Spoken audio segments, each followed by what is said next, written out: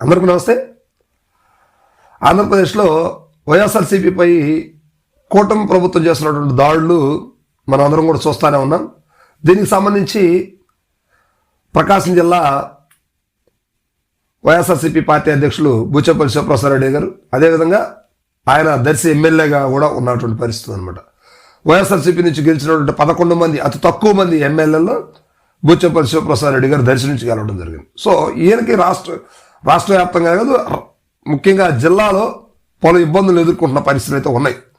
అకారణంగా కూడా అరెస్టులు తీసుకురావటం, వారిని వైఎస్ఆర్సీపీ కార్యక్రమాలకు అడ్డుపడటం, ఇంటి వద్దన హౌస్ అరెస్ట్ చేయటం, ఇట్లాంటి కార్యక్రమాలను కూడా చేస్తూ ఉన్నారు. అయినప్పటికి కూడా బూచేపల్లి శివప్రసాద్ రెడ్డి గారు చాలా స్ట్రాంగ్గా బలంగానే పనిచేస్తూ ఉన్నారు. సో దీన్ని బేస్ చేసుకొని ఆంధ్రప్రదేశ్లో జరుగుతున్నటువంటి ఒక రకంగా మారణకాండ, ఆస్తి నష్టం, వైఎస్ఆర్సీపీ పార్టీ శ్రేణులని చంపే వరకు కూడా వెళ్తున్నటువంటి కూటమి నాయకులు, కూటమి ప్రజానీకానికి కేంద్ర ప్రభుత్వమే సమాధానం చెప్పాలి. రాష్ట్ర ప్రభుత్వానికి ప్రస్తుత పరిస్థితిలో వాళ్లే కూటమిగా ఉన్నారు కనుక మమ్మల్ని బతకనివ్వట్లేదు. సో దీనికి సంబంధించి రాష్ట్రపతి పరిపాలన విధిస్తే బాగుంటుంది అనే అంశం మీద ఒంగోలు హెడ్ క్వార్టర్, ప్రకాశం జిల్లా హెడ్ క్వార్టర్ ఒంగోలు వైఎస్ఆర్సీపీ కార్యాలయంలో బూచేపల్లి శివప్రసాద్ రెడ్డి గారు ప్రెస్ మీట్ పెట్టారు. దానికి సంబంధించి ఒకసారి ఆ లైవ్ అప్డేట్స్ ఒకసారి చూద్దాం. 3 రోజుల నుంచి వైఎస్ఆర్సీపీ నాయకుల మీద మాజీ మంత్రివర్యులు అంబటి రాంబాబు గారి మీద, మాజీ మంత్రివర్యులు జోగి రమేష్ గారి మీద ఇళ్ల మీద దాడి చేసి భౌతికంగా ఇబ్బందులు పెట్టి నానా రకాలకు ఇబ్బంది పెడుతున్నారు. దీన్ని పూర్తిగా ఖండిస్తున్నాం. ఈ రాష్ట్రంలో, ప్రశాంతంగా ఉండే రాష్ట్రంలో చంద్రబాబు నాయుడు గారు వాళ్ళ స్వార్థ రాజకీయాల కోసం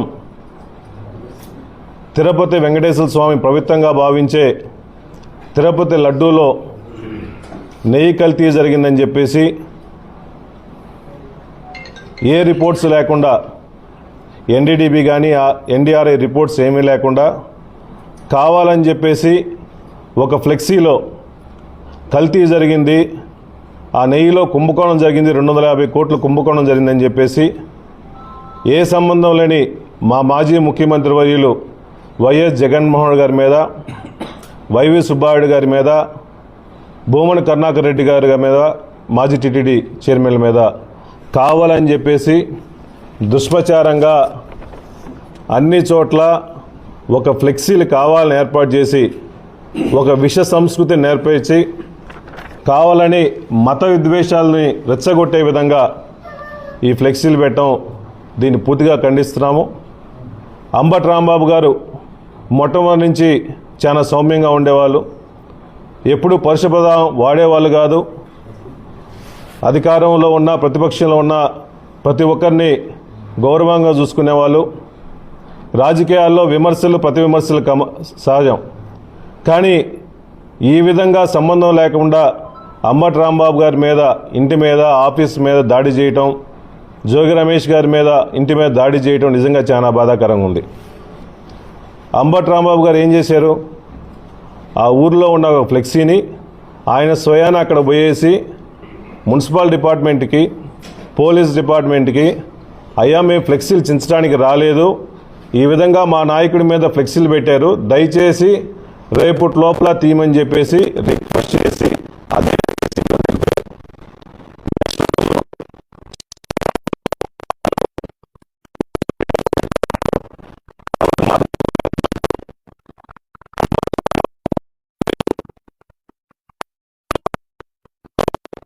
నాయకులందరూ వచ్చేసి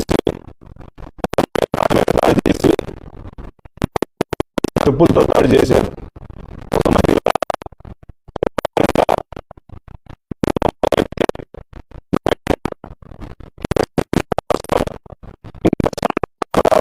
విధాలుగా మాట్లాడి కారు మీద కొట్టి, పోలీసులు ఎంతమంది ఉన్నా కూడా పోలీసులు వాళ్ళని అరికట్టకుండా చోద్యం చూస్తున్నారంటే ఇది నిజంగా ఈ ప్రజాస్వామ్యంలో ఇటువంటి చర్య జరగకూడదు.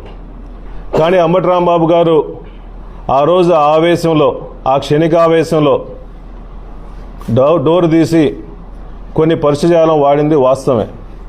దాన్ని బేసిక్గా అతను వచ్చి నేను ఈ విధంగా మాట్లాడకూడదని చెప్పేసి క్షమాపణ చెప్పి ప్రెస్ మీట్లో క్షమాపణ చెప్పేసి వెళ్ళిపోయిన తర్వాత కావాలని చెప్పి అక్కడ టీడీపీ నాయకులు గూండాలాగా ప్రవర్తించి ఆయన ఇంటి మీద దాడులు చేసి, వాళ్ళ ఇంట్లో మనుషులుంటే దాడులు చేసి ఆ కార్లు అద్దాలు పగలగొట్టేసి, ఇంతమంది పోలీసులు ఉండగా పక్కనే కూతవేటులో డీజీపీ ఆఫీస్ ఉండగా పోలీసు పహారాలో వచ్చి అంబటి రాంబాబు గారి మీద దాడి చేశారంటే ఈ రాష్ట్రంలో లా అండ్ ఆర్డర్ మెయింటైన్ చేయాల్సిన బాధ్యత ఒక ముఖ్యమంత్రి స్థానంలో ఉన్న చంద్రబాబు నాయుడు గారిది, ఒక హోమ్ మినిస్టర్ గారిది, డీజీపీ గారిది.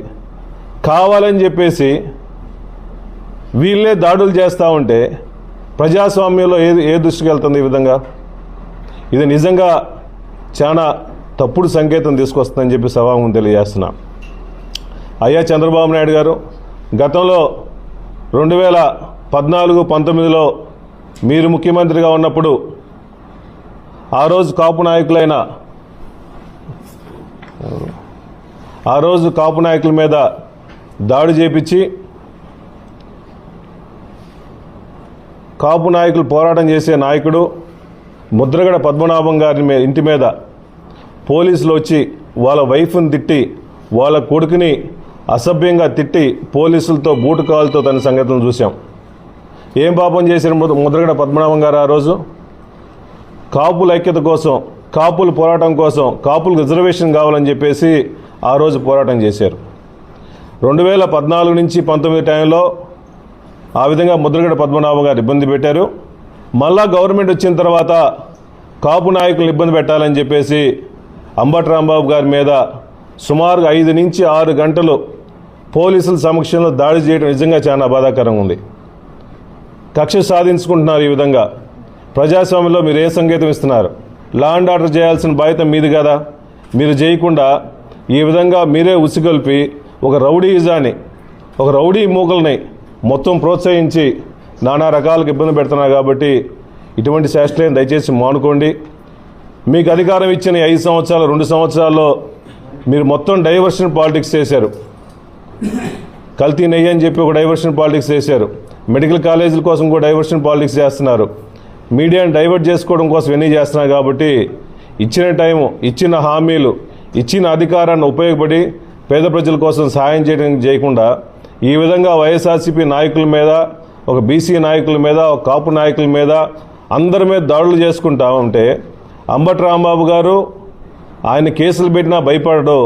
ఆయన ఏ విధంగా మట్టు పెట్టాలి, ఒక భౌతికంగా దాడి చేస్తే తప్ప ఈ వైసీపీ నాయకులు లొంగరని చెప్పేసి మొన్న జోగి రమేష్ గారిని, అంబటి రాంబాబు గారిని ఇబ్బంది పెడుతున్నారు. మీరు ఎన్ని ఇబ్బందులు పెట్టినా కూడా, ఎన్ని కేసులు పెట్టినా కూడా, ఎన్ని భౌతికంగా దాడులు చేసినా కూడా ఎవ్వరూ భయపడే ప్రసక్తి లేదు. కార్యకర్తలు, ప్రజలు కూడా ఈ రాష్ట్రాన్ని మొత్తం ఒకే ఇష్యూ మీద సుమారుగా 6 నెలల నుంచి ఈ కల్తీ లడ్డు, కల్తీ నెయ్యి అని చెప్పేసి మీ రాజకీయాల కోసం ఒక దేవుణ్ణి, పరమ పవిత్రమైన వెంకటేశ్వర స్వామిని వాడుకుంటున్నారు. మిమ్మల్ని వెంకటేశ్వర స్వామి వదలడు. ఈ కలియుగంలో ఎవరి శిక్ష వాళ్ళకి ఈ జన్మలోనే ఉంటుంది. అందుకని ఇటువంటి డైవర్షన్ పాలిటిక్స్ మానుకోండి. ఇప్పుడే లా అండ్ ఆర్డర్ మెయింటైన్ చేయండి. లా అండ్ ఆర్డర్ సరిగా లేదు కాబట్టి మేము గవర్నర్ గారిని రిక్వెస్ట్ చేస్తున్నాము.